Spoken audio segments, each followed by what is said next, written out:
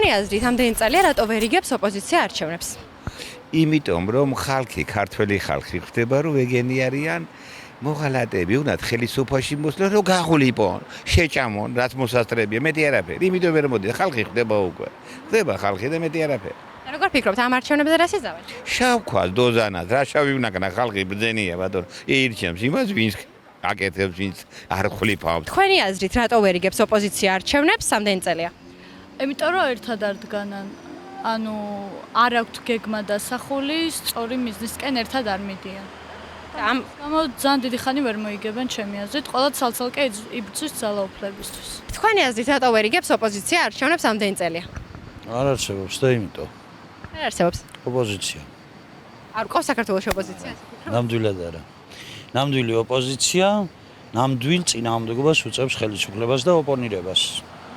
სხვადასხვა საკითხში, რასაც ესენი ვერ ახერხებენ. თქვენი აზრით ოპოზიცია რატო ვერ იგებს არჩევნებს ამდენი წელია?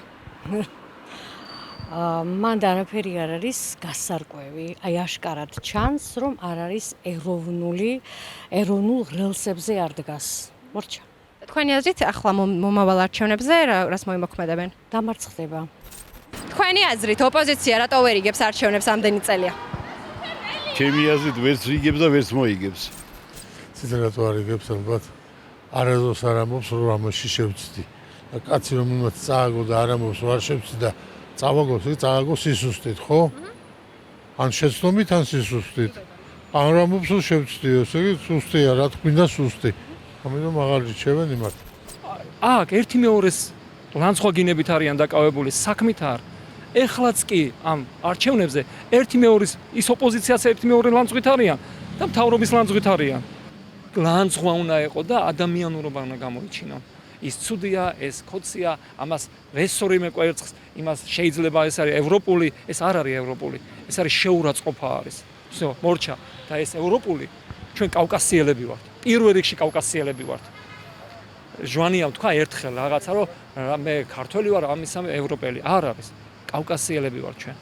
და რატო არა ფიქრობენ ეს ოპოზიციაც? მარტო ევროპა, კავკასიური სახელმწიფო შექმნით.